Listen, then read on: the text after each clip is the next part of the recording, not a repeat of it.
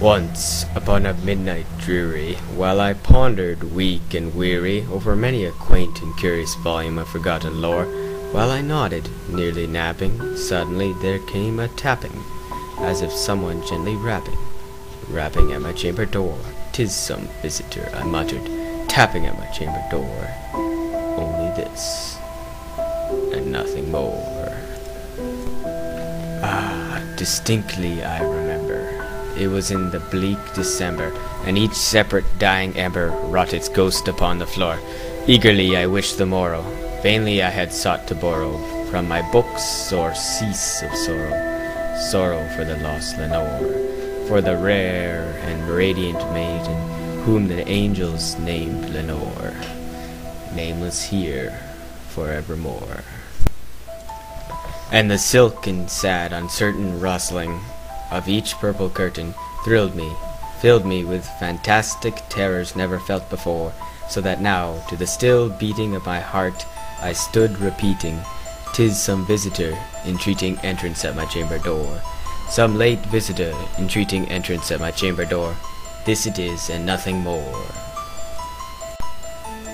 Presently my soul grew stronger, hesitating then no longer.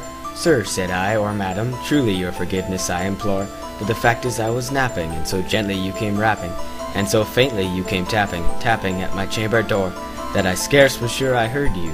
Here I opened wide the door. Darkness there, and nothing more." Deep into the darkness peering, long I stood there wondering, fearing, doubting, dreaming dreams no mortal ever dared to dream before, but the silence was unbroken, and the darkness gave no token, and the only word there spoken was the worst whispered word, "Lenore." This I whispered, and an echo murmured back the word, "Lenore." Merely this, and nothing more. Back into the chamber turning, all my soul within me burning.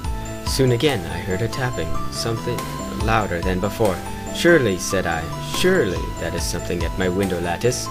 Let me see then what thereat is, and this mystery explore. Let me heart be still a moment, and this mystery explore. 'Tis the wind, and nothing more."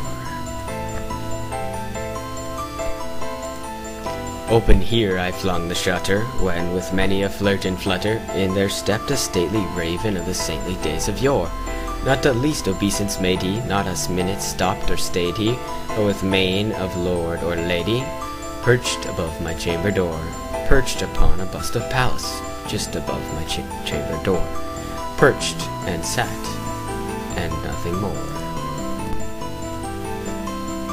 Then this ebony bird, beguiling my sad fancy into smiling, by the grave and stern decorum of the countenance it wore, "Though thy crest be shorn and shaven, thou," I said, "art sure no craven, ghastly grim and ancient raven, wandering from the nightly shore.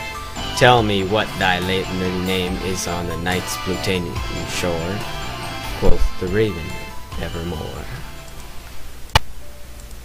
Much I marveled this ungainly fowl to hear discourse so plainly, though its answer little meaning, little relevancy bore, for we cannot help agreeing that no living human being ever yet was blessed with seeing bird above his chamber door, bird or beast above the sculptured bust above his chamber door, with such a name as Nevermore. But the raven, still sitting lonely on the placid bust, spoke only that one word, as if his soul in that one word he did outpour. Nothing further than he uttered, not a feather than he fluttered, till I scarcely more than muttered, "Other friends have flown before. On the morrow he will leave me, as my hopes have flown before." Then the bird said, "Nevermore."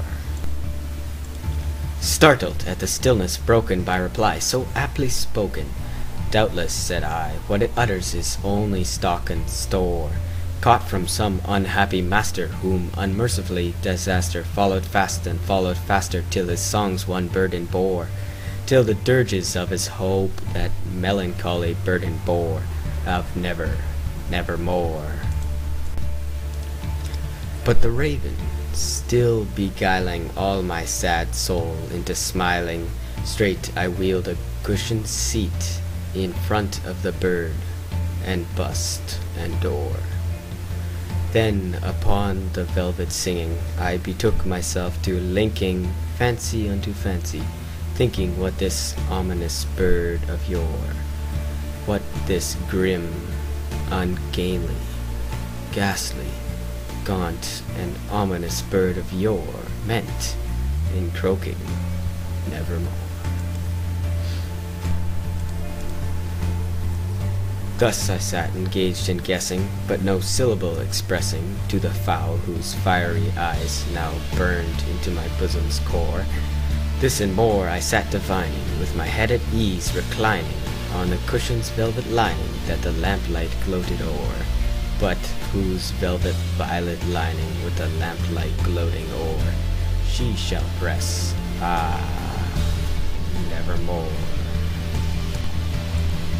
Then methought the air grew denser, perfumed from an unseen censer swung by seraphim, whose footfalls tinkled on the tufted floor. Wretch, I cried, thy Goth hath lent thee, by these angels he has sent thee, respite, respite, and nepenthe from thy memories of Lenore. Quaff, oh quaff this kind of nepenthe, and forget this lost Lenore. Quoth the raven, nevermore.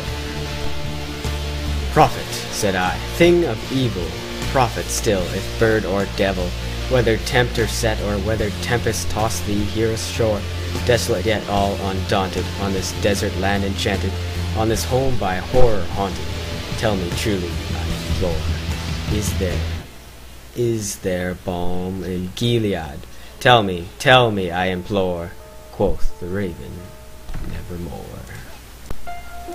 Prophet, said I, thing of evil, prophet still, if bird or devil, by the heaven that bends above us, by the God we both adore, tell this sore with sorrow laden, if with the distant Yaden it shall clasp a Satan maiden, whom the angels named Lenore, clasp a rare and radiant maiden, whom the angels named Lenore. Quoth the raven, be that word our sign of parting, bird or fiend, I shrieked, upstarting. Get thee back into the tempest and the night's Plutonian shore. Leave no black plume as a token of that thy soul has spoken. Leave my loneliness unbroken. Quit the bust above my door. Take thy beak from out my heart. Take thy form from off my door. Quoth the raven,